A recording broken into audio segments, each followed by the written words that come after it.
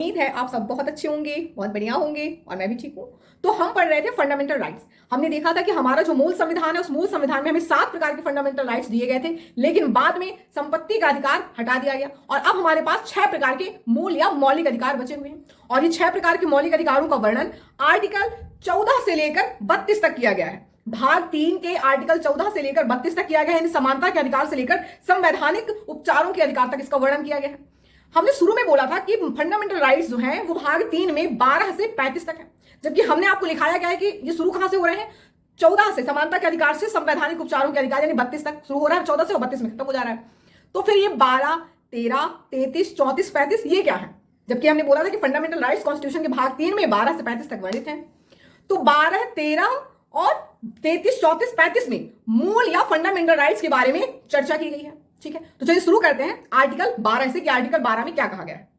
Article 12 में राज्य की परिभाषा दी गई कि राज्य का क्या मतलब है। ठीक है, राज्य में क्या क्या शामिल है। तो सबसे पहले समझते हैं कि राज्य का क्या अर्थ होता है। राज्य का अर्थ 3 संदर्भों में लिया जाता है। पहला, जैसे राज्य का देखिए अर्थ दिया हुआ है देश। ठीक है, राज्य का मतलब होता है देश। देश वह जिसकी जनसंख्या हो, जिसका भूभाग हो, जहां सरकार हो और जो संप्रभु हो, यानी उसमें सॉवरेनिटी हो उसकी। ठीक है, दूसरा देखते हैं कि राज्य का जो अर्थ है, राज्य का अर्थ प्रांत से लिया गया है, जिसका आप जब संविधान पढ़ेंगे तो संविधान के भाग 6 में इसका वर्णन है। ठीक है, तीसरा राज्य का अर्थ होता है सरकार, यानी शासन सत्ता के संदर्भ में, जो आप अनुच्छेद 12 में पढ़ रहे हैं। तो यह है राज्य का अर्थ। तो हमने देखा कि राज्य का 3 अर्थ बताए गए हैं। राज्य के 3 अर्थ क्या है, पहले बताया गया कि देश के संदर्भ में, दूसरा प्रांत के संदर्भ में और तीसरा शासन सत्ता के संदर्भ में। ठीक है, तो ये राज्य के 3 अर्थ बताए गए कि राज्य का क्या अर्थ होता है। ठीक है, अब राज्य के अर्थ के आधार पर राज्य को परिभाषित किया गया है। राज्य का जो अर्थ बताया गया है, इस अर्थ के आधार पर राज्य को परिभाषित किया गया कि भाई राज्य की परिभाषा में, या जो राज्य का जो अर्थ अभी बताया गया है, इस राज्य के अर्थानुसार राज्य में शामिल क्या क्या है।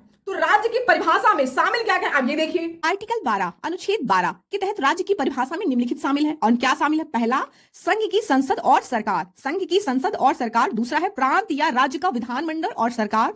तीसरा है स्थानीय संस्थाएं। स्थानीय संस्थाएं कैसे? जैसे पंचायत, नगर पालिका आदि। ठीक है, चौथा क्या है? सरकार की शक्ति का प्रयोग करने वाला कोई भी व्यक्ति या संस्था, यानी कोई भी संस्था या व्यक्ति जो सरकार की शक्ति का प्रयोग कर रहा होता है, वह भी राज्य की परिभाषा में शामिल है। मान लीजिए एग्जाम्पल के लिए कोई पुलिस वाला है। ठीक है, तो कोई पुलिस वाला जो है वो राज्य की परिभाषा में शामिल है कि नहीं? बिल्कुल है। क्यों? क्योंकि वह सरकार की शक्ति को धारण किया हुआ है, वह राज्य में गैर कानूनी कार्यों को रोक रहा है अगर कहीं। इसका मतलब है वो ये अधिकार कहां से पाया? वो ये अधिकार इसलिए पा रखा है क्योंकि उसके पास सरकार की शक्ति है, इसलिए वह भी क्या है? राज्य की परिभाषा के तहत आता है। तो कोई भी संस्था भी ऐसा ले लीजिए। ठीक है, तो आपने ये भी जान लिया कि राज्य की परिभाषा में शामिल क्या है आर्टिकल 12 के अनुसार।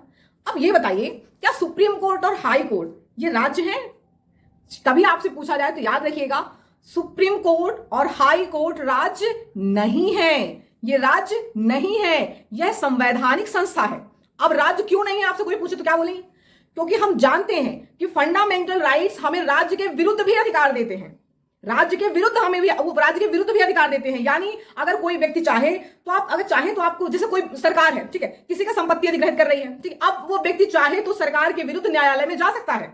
ठीक है, तो आप सरकार के विरुद्ध जा सकते हैं, आप राज्य के विरुद्ध जा सकते हैं। सरकार के विरुद्ध जाने का मतलब आप राज्य के विरुद्ध जा सकते हैं। राज्य का अर्थ में सरकार भी तो शामिल है, लेकिन आप सुप्रीम कोर्ट और हाई कोर्ट के खिलाफ नहीं जा सकते। यानी आप सुप्रीम कोर्ट के ऊपर केस दावा नहीं कर सकते, केस नहीं दर्ज करा सकते, या हाई कोर्ट के खिलाफ आप नहीं केस दर्ज करा सकते। इसलिए सुप्रीम कोर्ट और हाई, अगर ऐसा होता इनको शामिल किया तो क्या होता? सुप्रीम कोर्ट और हाई कोर्ट पे ही न जाने कितने केस हो गए होते। तो आपको लग रहा होगा कि ऐसा तो नहीं है, हाई कोर्ट के जो कुछ फैसले होते हैं हम सुप्रीम कोर्ट में उसके खिलाफ चले जाते हैं। हम उन फैसलों के खिलाफ जाते हैं। आप सुप्रीम कोर्ट में जो फैसला हो रहा है आप उसके खिलाफ जा सकते हैं, दोबारा आप याचिका दायर कर सकते हैं। आप हाई कोर्ट के फैसलों के खिलाफ जा सकते हैं, आप फैसला देने वाले व्यक्ति के भी अगर चाहें तो खिलाफ जा सकते हैं। कभी वो व्यक्ति भी अनुचित कृत्य कर रहा हो तो आप उसके खिलाफ भी, कोर्ट में कोई जज है, कोई गलत कृत्य में संलिप्त है तो आप उसके खिलाफ भी जा सकते हैं। लेकिन आप हाई कोर्ट और सुप्रीम कोर्ट के खिलाफ केस नहीं दर्ज करा सकते। यानी ऐसा समझिए कि हाई कोर्ट और सुप्रीम कोर्ट एक चेयर है और उस पर बैठे कुछ व्यक्ति हैं।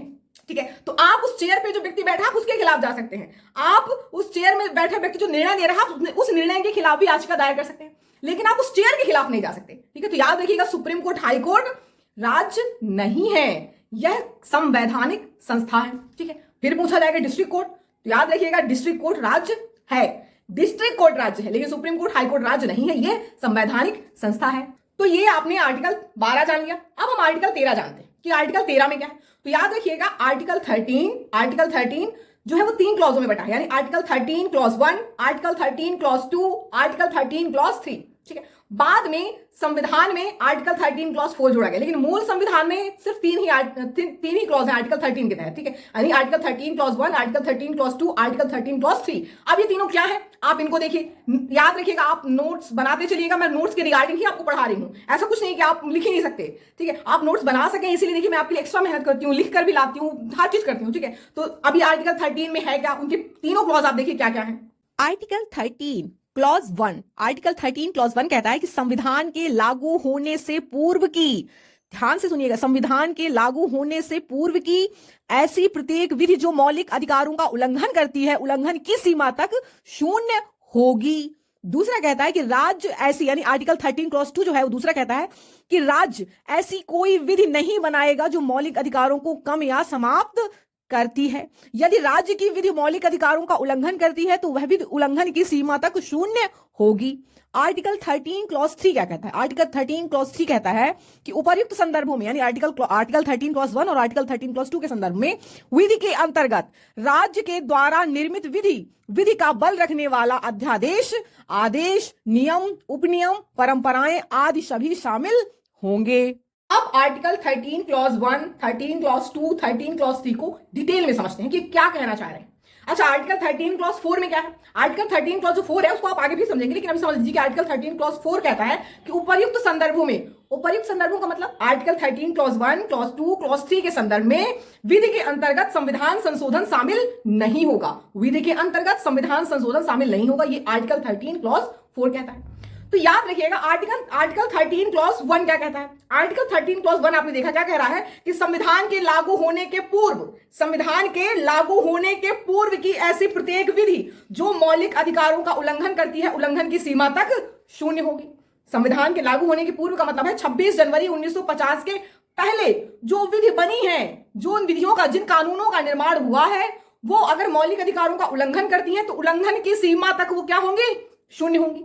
यहीं से निकल कर आता है आक्षादन का सिद्धांत। अभी आक्षादन का सिद्धांत क्या है याद रखिएगा, आक्षादन का सिद्धांत सब संविधान में नहीं दिया हुआ है, यह आर्टिकल 13 क्लॉज 1 से निकल कर आया है, क्योंकि आर्टिकल 13 क्लॉज 1 कहता है कि संविधान के लागू होने के पूर्व जितनी भी विधियां बनी है, यदि वो मौलिक अधिकारों का उल्लंघन करती हैं तो वह उल्लंघन की सीमा तक शून्य होंगी। ठीक है, अब ये आक्षादन का सिद्धांत क्या आप समझिए। तो आक्षादन का सिद्धांत, डॉक्ट्रिन ऑफ एक्लिप्स, आज आपको सही लग रहा होगा ना, बोर्ड भी दिख रहा है, मैं भी दिख रही हूँ, कभी मैं दिखती थी तो बोर्ड नहीं, बोर्ड दिखता था तो मैं नहीं, अब आप एक्सप्रेशन से भी समझ पाएंगे ना, मैंने जुगाड़ कर लिया है। तो चलिए शुरू करते हैं। हाँ, तो आक्षादन का सिद्धांत, डॉक्ट्रिन ऑफ एक्लिप्स कहता है कि संविधान के लागू होने के पूर्व, संविधान के लागू होने के पूर्व बनाई गई प्रत्येक विधि या कानून जो मौलिक अधिकारों का अगर उल्लंघन कर रही है तो उल्लंघन की सीमा तक क्या होगा? शून्य होगा, अप्रभावी हो जाएगा। इसका क्या मतलब? हमने बोला जैसे कि आईपीसी हमारा बनकर रेडी हुआ था 1860 में, ठीक है, हमारा आईपीसी 1860 में बना, संविधान के पहले बना था, है ना। यानी संविधान के पहले बनने का मतलब वहां पर फंडामेंटल राइट जैसी कोई चीज थी नहीं है।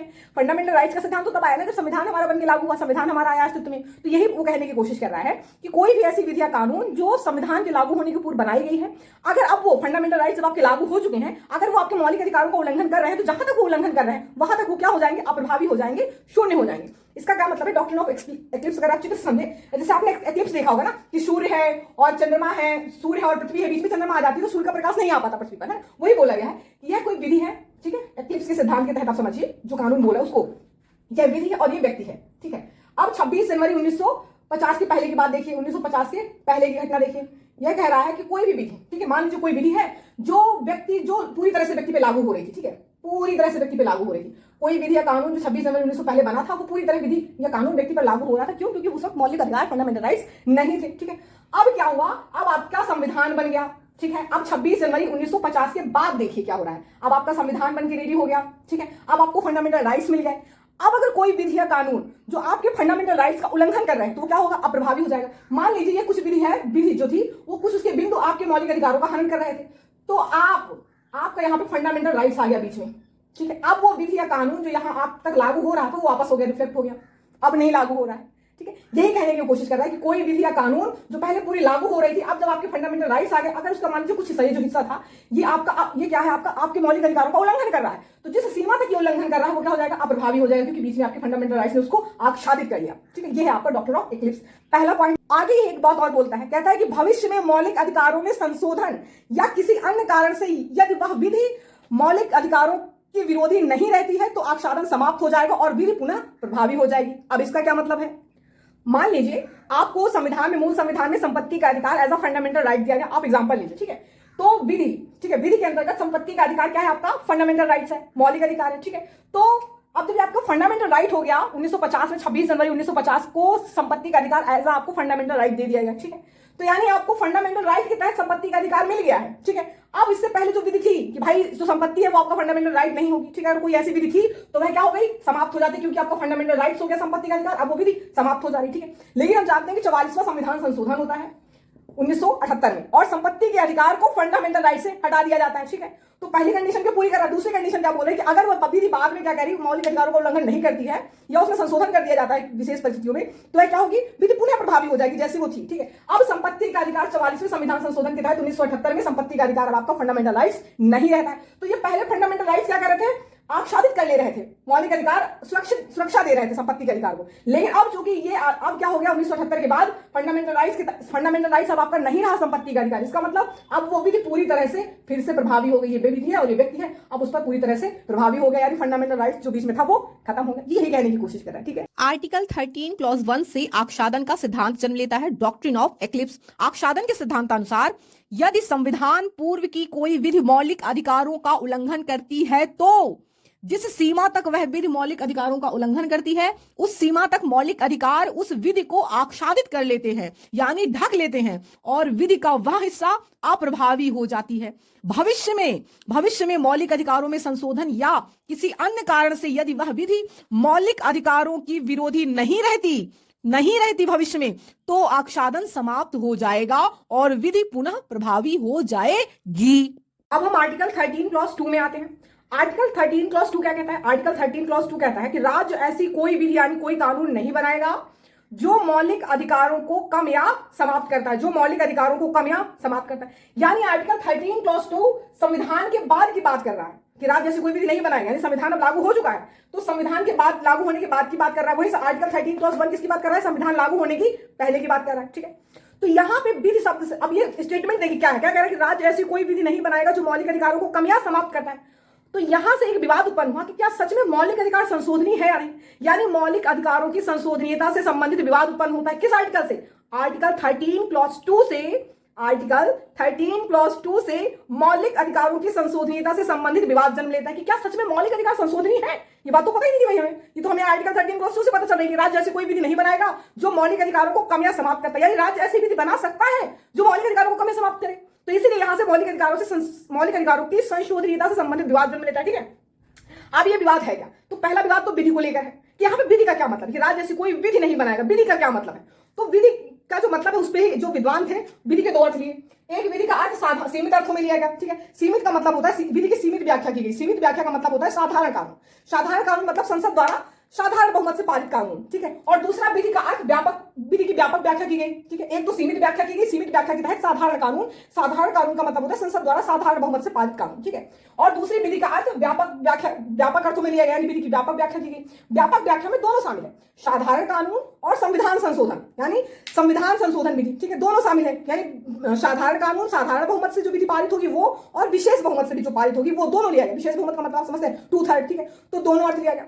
तो जो सीमित व्याख्या है, सीमित व्याख्या के अनुसार कहा गया कि भाई मौलिक अधिकार संशोधनीय है, मौलिक अधिकार संशोधनीय है, लेकिन कह रहा है कि सीमित जो व्याख्या की गई साधारण बहुमत से, इससे नहीं होगा। मौलिक अधिकार संशोधनीय तो है लेकिन साधारण कानून से संशोधनीय नहीं होगा। यानी मौलिक अधिकारों में अगर संशोधन करना है तो व्यापक विधि का जो अर्थ है उससे हो सकता है। यानी अगर मौलिक अधिकारों में संशोधन करना है तो उसके लिए विशेष बहुमत की जरूरत पड़ेगी, ठीक है। तो सीमित व्याख्या में कहा गया कि भाई मौलिक अधिकार संशोधनीय है, सीमित व्याख्या में संशोधनीय है कहा गया। वही जब विधि की व्यापक व्याख्या की गई तो कहा गया कि नहीं, ना तो साधारण बहुमत से संशोधनीय है और ना ही विशेष बहुमत से संशोधनीय, यानी मौलिक अधिकार संशोधनीय नहीं है। तो अब ये बताइए कि वर्तमान में क्या स्थिति है। मौलिक अधिकार आप लिखेंगे नहीं, अभी आप सुनेंगे, मैं लिखने वाला पूरा मैटर अभी आपको फिर से स्क्रीन पे आपके प्ले होगा, ठीक है। आप उसको राइट डाउन करिएगा, पॉज करके लिखते रहिएगा, ठीक है। अभी मैं आपको समझा रही हूँ जो, उसको सुनिए। तो मौलिक अधिकार संशोधनीय है या नहीं, इसमें न्यायालय का मत आता है। अब देखिए न्यायालय के क्या क्या मत आते हैं। आर्टिकल 13 क्लॉज 2 से मौलिक अधिकारों की संशोधनीयता से संबंधित विवाद जन्म लेता है। इस विवाद के केंद्र में यह मुद्दा आया कि मौलिक अधिकार संशोधनीय है या नहीं। तो आर्टिकल 13 क्लॉज 2 में वर्णित विधि शब्द के अर्थ को लेकर भारत में न्यायिक विवाद पैदा हुआ। विधि के दो अर्थ बताए गए। कुछ विद्वानों ने विधि की सीमित व्याख्या की और विधि का अर्थ साधारण कानून माना गया जो साधारण बहुमत से पारित होता है और संविधान में कोई बदलाव नहीं करता है। इससे यह निष्कर्ष निकाला गया कि यद्यपि साधारण बहुमत से मौलिक अधिकारों को समाप्त नहीं किया जा सकता, लेकिन विशेष बहुमत से संविधान संशोधन के द्वारा मौलिक अधिकारों को समाप्त किया जा सकता है, अर्थात मौलिक अधिकार संशोधनीय है। दूसरे मत के अनुसार विधि का व्यापक अर्थ लिया गया और विधि के अंतर्गत साधारण कानून और संविधान संशोधन विधि दोनों शामिल माने गए। इससे यह निष्कर्ष निकाला गया कि मौलिक अधिकारों को ना तो साधारण बहुमत से और ना ही विशेष बहुमत से संविधान संशोधन के द्वारा कम या समाप्त किया जा सकता है, अर्थात मौलिक अधिकार संशोधनीय नहीं है। मौलिक अधिकार संशोधनीय है या नहीं, न्यायालय का मत। न्यायालय ने सन 1951 में 1951 में शंकरी प्रसाद केस में कहा कि मौलिक अधिकार संशोधनीय है। ठीक है, यहां पे सीमित अर्थ लिया गया है। ठीक है, दूसरा केस होता है 1965 में सज्जन सिंह केस। सज्जन सिंह केस में फिर से कहा गया कि मौलिक अधिकार संशोधनीय है, यहां भी सीमित अर्थ लिया गया है विधि का। ठीक है, तीसरा केस होता है 1967 में 1967 में गोलकनाथ केस। ठीक है, तो गोलकनाथ केस में कहा गया कि मौलिक अधिकार संशोधनीय नहीं है। अब इससे निकल कर आता है भविष्यलक्षी अध्यारोहण का सिद्धांत, प्रोस्पेक्टिव ओवर रूलिंग का सिद्धांत। इसका यह मतलब है कि भाई पहले तो आपने कह दिया कि मौलिक अधिकार संशोधनीय है, अब आप कह रहे हो कि मौलिक अधिकार संशोधनीय नहीं है। तो पहले तो आपने जब संशोधनीय कह दिया कि संशोधनीय है, तो कितने सारे संशोधन हो गए, अब उनका क्या किया जाए जो संशोधन हो चुके हैं आपके निर्णय के अनुसार। तो इसीलिए जब गोलकनाथ केस में कहा गया कि मौलिक अधिकार संशोधनीय नहीं है, तो यहीं से निकल के आता है भविष्यलक्षी अध्यारोहण का सिद्धांत, पर्सपेक्टिव ओवर रूलिंग। ठीक है, हिंदी में अर्थ बदल दे रहा है इसलिए इंग्लिश में याद रखिएगा, प्रोस्पेक्टिव ओवर रूलिंग। ठीक है, अब इसका क्या मतलब होता है, अध्यारोहण का मतलब होता है समाप्त करना। ठीक है, भविष्यलक्षी का मतलब होता है भविष्य में। तो भविष्यलक्षी अध्यारोहण के सिद्धांत के अनुसार गोलकनाथ केस में न्यायालय द्वारा दिया गया निर्णय अतीत काल में किए गए मौलिक अधिकारों के संशोधन पर लागू नहीं होगा और वे संशोधन बने रहेंगे। लेकिन यदि भविष्य में संसद संविधान संशोधन के द्वारा भी मौलिक अधिकारों को कम या समाप्त करती है, तो न्यायालय संसद के द्वारा किए गए ऐसे संशोधन को समाप्त यानी अध्यारोहित कर देगा। तो आपने देखा कैसे शंकरी प्रसाद केस और सज्जन सिंह केस में न्यायालय कह रहा है कि भाई फंडामेंटल राइट्स क्या है, उनको अमेंडमेंट किया जा सकता है, उनमें संशोधन किया जा सकता है। ठीक है, वही बाद में गोलकनाथ केस में कह रहा है कि नहीं कोई संशोधन नहीं होगा।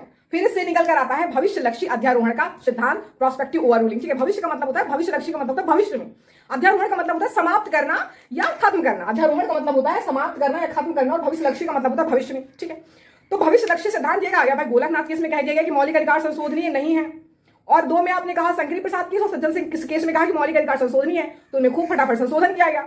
अब संशोधन जो किया गया, मान लीजिए संशोधन करके किसी की संपत्ति हड़प ली गई। ठीक है, अब बाद में क्या हुआ, आपको एग्जांपल दे रहे हैं, बाद में गोलकनाथ केस में कहा गया कि नहीं भाई मौलिक अधिकार संशोधनी नहीं है। अब जिनकी संपत्ति आपने ले ली वो दावा करने आ गए, भाई मैं क्यों ले लिया, जब कोर्ट बोल रहा है कि संशोधनी नहीं है मौलिक अधिकार, तो तुमने हमारी संपत्ति कैसे छीन ली।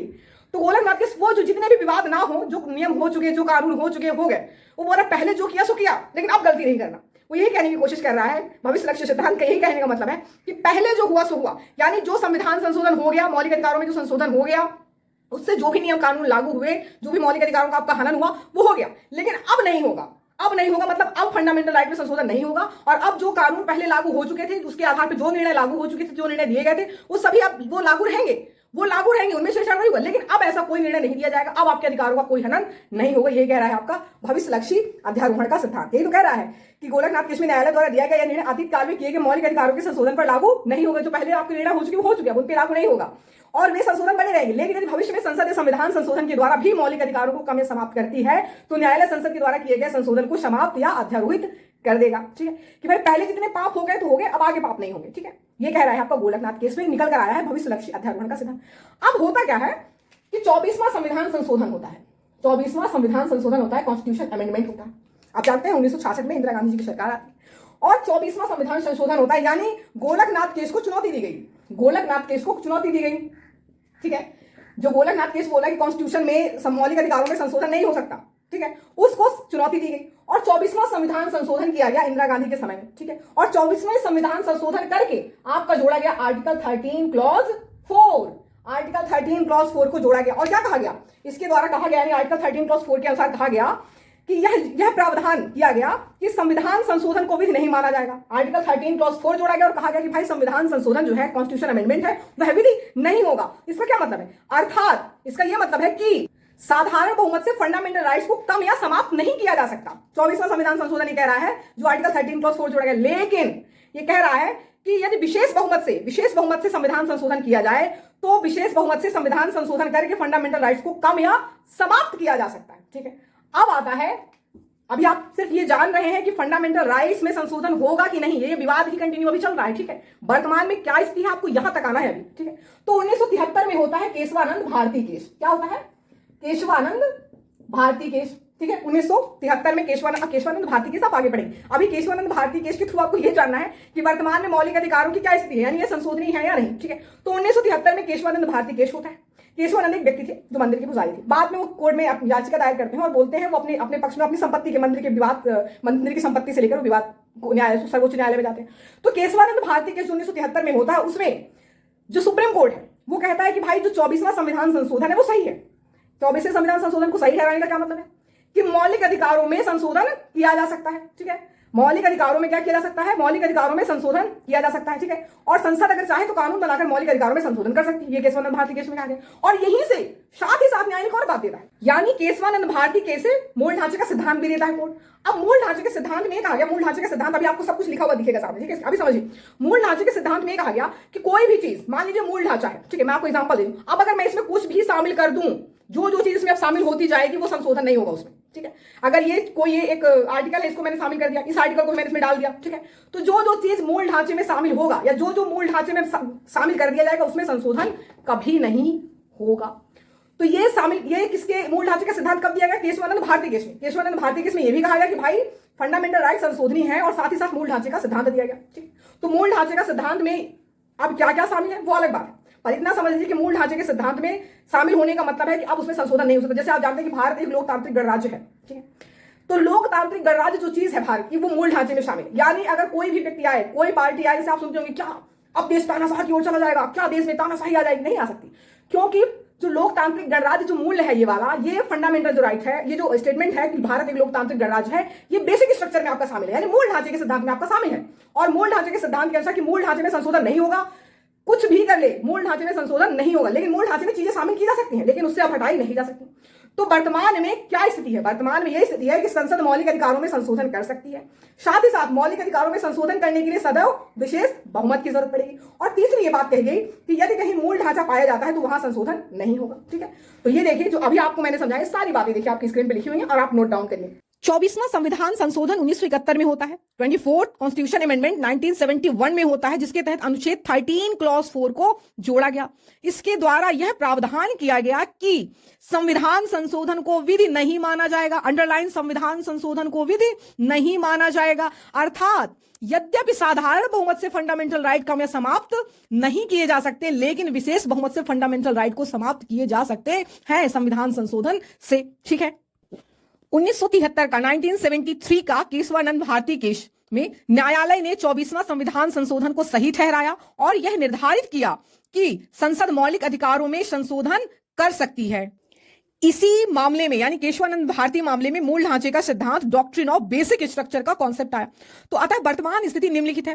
पहला, संसद मौलिक अधिकारों में संशोधन कर सकती है। पहला क्या है? संसद मौलिक अधिकारों में संशोधन कर सकती है। दूसरा, मौलिक अधिकारों में संशोधन करने के लिए सदैव विशेष बहुमत की जरूरत होगी। तीसरा, यदि मौलिक अधिकारों में कोई मूल ढांचा पाया जाता है तो उस मूल ढांचे में संशोधन नहीं होगा। यह केशवानंद भारती केस में जो निर्णय दिया गया था मूल ढांचा के संबंध में, ठीक है, वो है। तो आई होप आपको समझ में आया होगा। मैं सफल नहीं होंगी आपको समझाने में, जैसा भी आज जुगाड़ टाइप का सामान है, बट नॉलेज जुगाड़ वाला नहीं है। नॉलेज आप जो लाखों खर्च करके देंगे, ये वही कंटेंट है।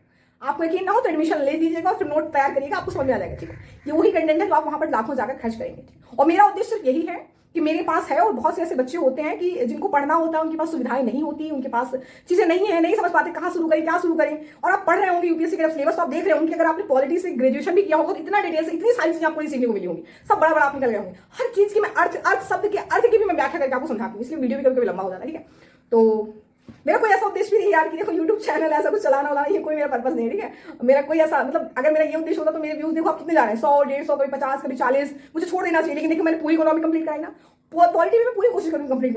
कोशिश इसलिए बोल रही हूँ कि थोड़ी सी बोर्ड की जरूरत पड़ती है समझाने में, तो थोड़ा वो है, बट मैं पूरी कोशिश करूंगी आपको जो भी टफ सब्जेक्ट्स हैं, जैसे इकोनॉमी और पॉलिटी टफ सब्जेक्ट्स होते हैं, आप कहीं भी यूट्यूब में तैयारी तो करेंगे लेकिन समझ में नहीं आता कहाँ शुरू करें, ठीक है। तो मैंने पूरा जो इकोनॉमी आपको पढ़ाई पूरी एकदम लेन से पढ़ाई, ऐसे ऐसे ऐसे करना है, ये चैप्टर पढ़िए, फिर ऐसे पढ़िए, फिर ऐसे ऐसे पढ़िए, ठीक है। और उनकी नोट्स बनाते चलिएगा और मैच करिएगा, आपको देखिएगा हाथ आप हल करिए। ऐसे ही पॉलिटी भी है, ठीक है।